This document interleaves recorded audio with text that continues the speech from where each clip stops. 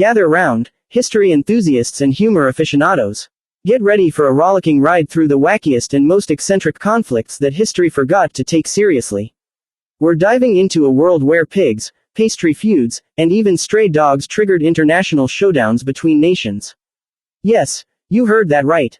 These aren't your typical wars. Who knew these seemingly goofy incidents could lead to full-blown standoffs between countries? Buckle up for tales that'll tickle your funny bone and make you wonder, did that really happen? So, grab your popcorn and get ready to chuckle your way through history's most bizarre conflicts. The Pig War.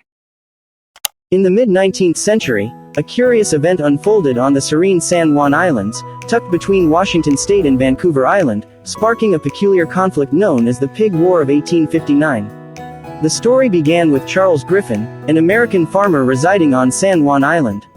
One fine day in June 1859, Griffin stumbled upon a rather unexpected sight in his garden, a pig. Not just any pig, but a pig rooting around his crops, causing quite a ruckus. Annoyed by the pig's intrusion, Griffin decided to take matters into his own hands and promptly shot the pig. Now, here's the twist. The pig belonged to the Hudson's Bay Company, a British organization with considerable interests in the region. When the British authorities caught wind of Griffin's actions, they were less than pleased. They demanded compensation for the loss of their porcine property. What seemed like a trivial incident soon snowballed into a standoff between the United States and Great Britain. Both sides, anxious to assert their claims over the San Juan Islands, began fortifying their positions on the island. Troops from the U.S. were dispatched under the command of General Winfield Scott, while the British sent warships to the region. Tensions escalated, and the situation teetered on the brink of potential conflict. However, in a stroke of wisdom, both nations opted for a diplomatic resolution rather than engaging in a full-fledged war over a pig. In 1872, after years of uncertainty and a delicate diplomatic dance, the dispute was finally settled. The German Emperor Kaiser Wilhelm I arbitrated the matter and appointed a commission to determine the rightful ownership of the San Juan Islands. To the relief of many, the commission ruled in favor of the United States, putting an end to the prolonged dispute. The Pig War, despite its name, was a war without any actual battles or casualties. It stood as a testament to the power of diplomacy and arbitration in resolving territorial disputes. This quirky event, born from a simple pig's escapade, ultimately solidified the boundary between the United States and Great Britain in the region, ensuring peace prevailed over potential conflict. The Emu War. The curious tale of the Emu War, a rather unique and humorous chapter in Australia's history. Back in 1932, Western Australia faced a rather unusual problem: a massive population of emus, the large flightless birds native to the country. These emus, driven by drought conditions, migrated in huge numbers to the fertile lands of Western Australia, wreaking havoc on crops and farms. Farmers, frustrated by the damage caused by the emus, sought help from the government. In response, the Australian government dispatched a small group of soldiers armed with Lewis machine guns, led by Major G.P.W. Meredith, to address the emu issue. Armed with machine guns, the soldiers embarked on a mission to cull the emu population and protect the farms. However, the emus, known for their speed and agility, proved to be formidable opponents. When the soldiers attempted to engage the emus, the birds scattered in different directions, making it difficult to effectively target them.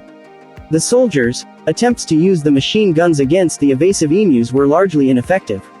The birds proved elusive, often outrunning the soldiers and evading the gunfire. Moreover, the Lewis guns experienced mechanical issues, further complicating the soldiers' efforts. Despite several attempts, the soldiers' efforts to curb the emu population failed miserably. The media caught wind of this quirky war, and the failed attempts to control the emu population became a subject of humor and ridicule. After several weeks of skirmishes and unsuccessful attempts, the government decided to withdraw the troops in December 1932. The Emu War officially came to an end, and the emu population continued to roam freely in Western Australia. While it was a comical and unsuccessful military operation, the Emu War remains a humorous anecdote in Australian history.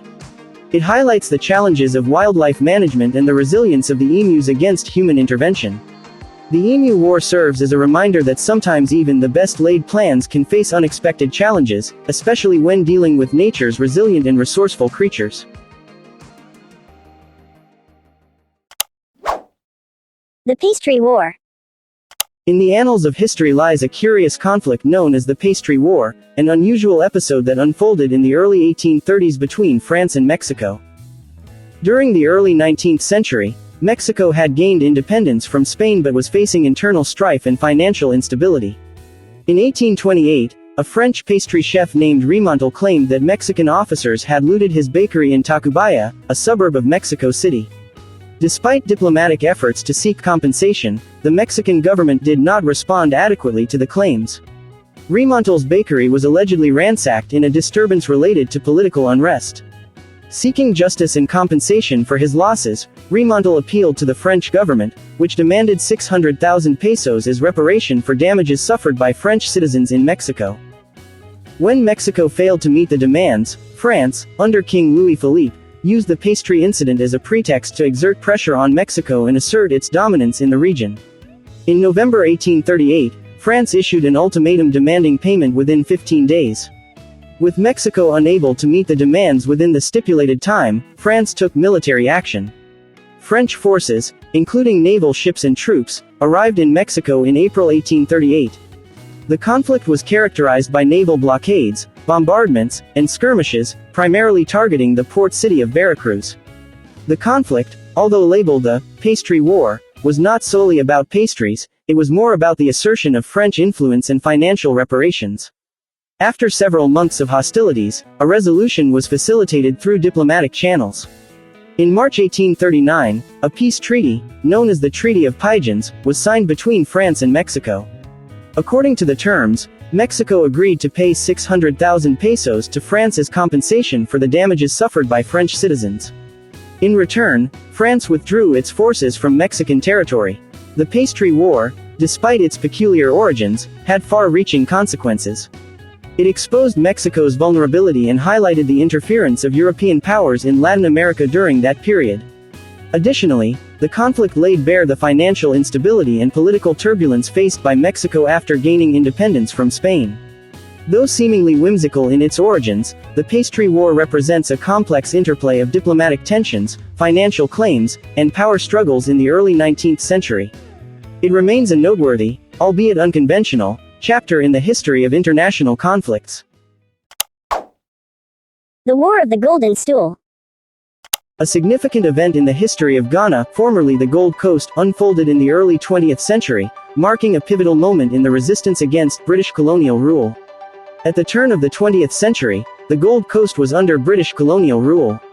The Ashanti Kingdom, a powerful and influential state within the Gold Coast, maintained its traditions and autonomy despite British encroachment.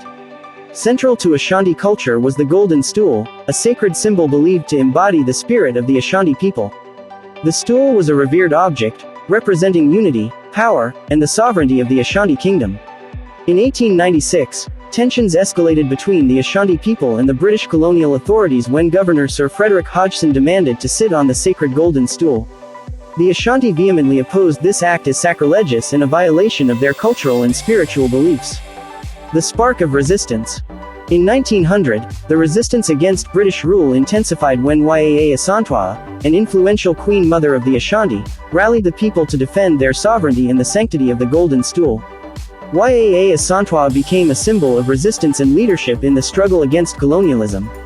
The confrontation between the Ashanti and the British culminated in armed conflict. In 1900, the Ashanti warriors engaged British forces in what became known as the War of the Golden Stool. The Ashanti fought fiercely to protect their independence and cultural heritage. Despite the valiant efforts of the Ashanti fighters, the British ultimately triumphed militarily. However, they failed to capture the Golden Stool, which had been carefully hidden to prevent it from falling into British hands. The War of the Golden Stool was a pivotal moment in the struggle against British colonialism in the Gold Coast. Although the Ashanti were militarily defeated, their resistance symbolized a fervent desire to preserve their cultural identity, traditions, and autonomy in the face of colonial oppression. The Golden Stool remained a potent symbol of Ashanti unity and sovereignty, safeguarded by the resilience and spirit of resistance displayed during the conflict. The legacy of the war played a role in shaping the eventual path toward independence for Ghana, which gained independence from British rule in 1957.